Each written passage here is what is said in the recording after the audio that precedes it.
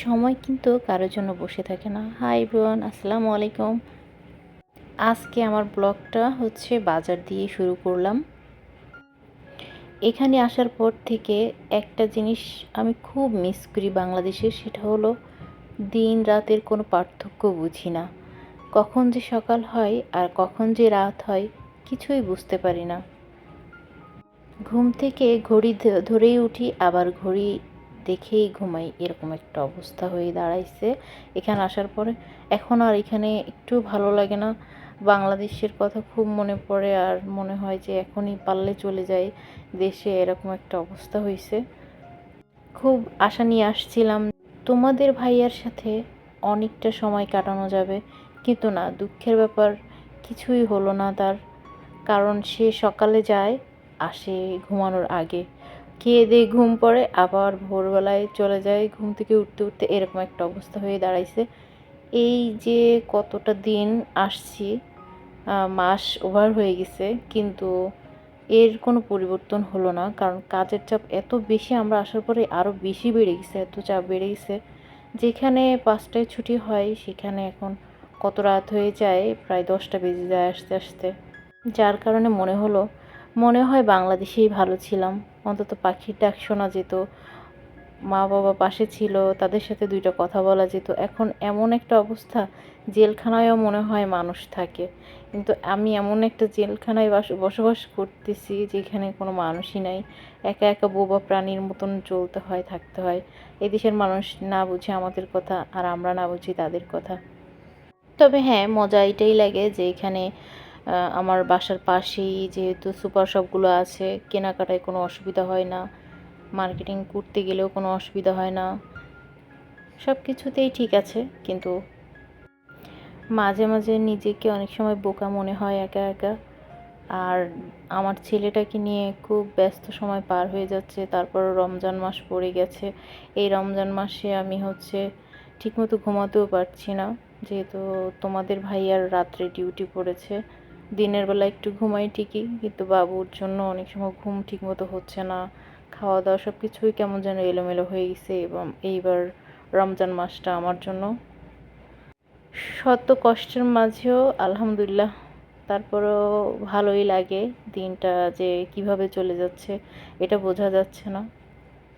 অপেক্ষার সময়গুলো কিন্তু খুব সহজে কাটতে চায় না। আর প্রিয় যে দিনগুলো আছে, প্রিয় সময়গুলো কেন যেন দেখতে দেখতে চলে যায়। যাই হোক, অনেক কথা বলে ফেললাম। আর এখানে আমি বাজার করে নিয়ে আসছি, আমরা একসাথে যেয়েই। এর মধ্যে দেখেই ফেলেছো যে কি কি বাজার করেছি। এদিকে আমি মোটামুটি খাসির মাংসটা রান্না তুলে দিয়েছি।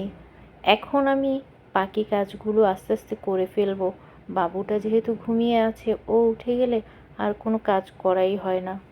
ও যেহেতু কাউকেই পায় না এখানে, সারাদিন ও আমাকেই দেখে, তাই ও আমাকে খুবই বিরক্ত করে বলতে। ও সবসময় আমার কাছে থাকতে চায়, যার কারণে আমার কোনো কাজ করে ওঠা হয় না। তো আমি এক এক করে এখান থেকে সবজিগুলোকে ফ্রিজে রাখার জন্য ওই পাশে নিয়ে গেলাম। এখন আমি ফ্রিজে রেখে দিব। ফ্রিজের যে কী অবস্থা, অবস্থা বলতে এখানে চকলেটে এত পরিমাণ চকলেট রাখা আছে। আমার এই যে ফ্রিজটা দেখছো তোমরা, একটু ফ্রিজের ভিতরে অর্ধেক চকলেট রাখা। আমি যে তরকারি রাখবো কোথাও, এই এই মানে জায়গাটাই হচ্ছে না। হ্যাঁ, মাঝে মাঝে তো অনেক তরকারি বাইরে রেখে দিতে হয়, যে ডিমের প্যাকেটটা আমার বাইরে রেখে দিতে হচ্ছে। কিছু করার নেই, কিছু কিছু জিনিস বাইরে রেখে দিলে অনেক সময় নষ্ট হয়ে যায়। যেহেতু এগুলো সুপার শপে হচ্ছে এসির নিচে থাকে, সব সময় ঠান্ডা থাকে এগুলা। এই তরকারিগুলো বেশি দিন থাকতে চায় না, বাইরে এনে রাখলে গরম একটু পড়লেই 1 দিন কি 2 দিন হয়ে গেলে আর এই তরকারি খাওয়া যায় না। তো আমি একে একে সবগুলো উঠায়ে ফেললাম। এখন আমি আমার বাকি কাজ করতে গিয়েছিলাম, এখান থেকে এগুলো সব উঠায়ে পরিষ্কার করব। এর ভিতরে আমার বাবু উঠে গেছে, এই দেখো। কি করব, আর কিছু করার নেই। তারপরে এখান থেকে আমি ভিডিও অফ করে দিয়ে আমি ওকে আবার একটু ঠান্ডা করে ঘুম পড়ায় আসলাম। এখন আমি শাকটাকে একটু কেটে নিচ্ছি।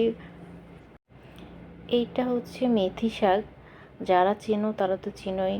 আমার মতন হয়তোবা অনেকেই আছে মেথি শাক কখনো খায়নি বা চিনেই না। আমি আসলে জানি না যে কেউ আসলে চিনে কিনা, কিন্তু আমি আসলেই চিনতাম না। তো পরে আর কি আমি এটা অনেক রিসার্চ করার পর দেখি এটা মেথি শাক। এরপরে হচ্ছে রেসিপি দেখে নিলাম যে কিভাবে রান্না করতে হয়। পরে আমি যেটা হচ্ছে রান্না করতে পারি না বা খাইনি আগে, ওইটা আমি সবসময় ইউটিউবে দেখি যে মানে কীভাবে রান্না করে বা কীভাবে রান্না করলে ভালো লাগে, চেষ্টা করি এভাবে। আর বাবু থাকার কারণে অনেক রান্না আমি ওইভাবে ট্রাই করতে পারি না এখন আর। এখন আবার এই যে বাবু উঠে গেছে, আমি এখন আবার বেডটা ঠিক করে সুন্দর করে রাখলাম। মনে খুব শান্তি লাগতেছিল, কিন্তু শান্তি এই যে নষ্ট করে দিছে 2 মিনিটেই। এই যে কম্বল নিয়ে তার বসা হয়ে গেছে এখানে।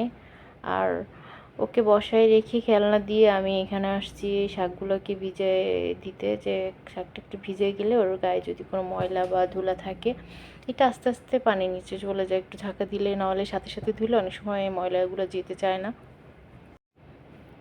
আমার ভিডিওগুলো তোমরা যারা দেখো, তোমাদের কাছে অবশ্যই একটা অনুরোধ থাকবে, যদি আমার ভিডিও তোমাদের কাছে ভালো লেগে থাকে অবশ্যই লাইক করবা আর কমেন্ট করে আমাকে জানাবা আমার ভিডিওটা কেমন লাগে।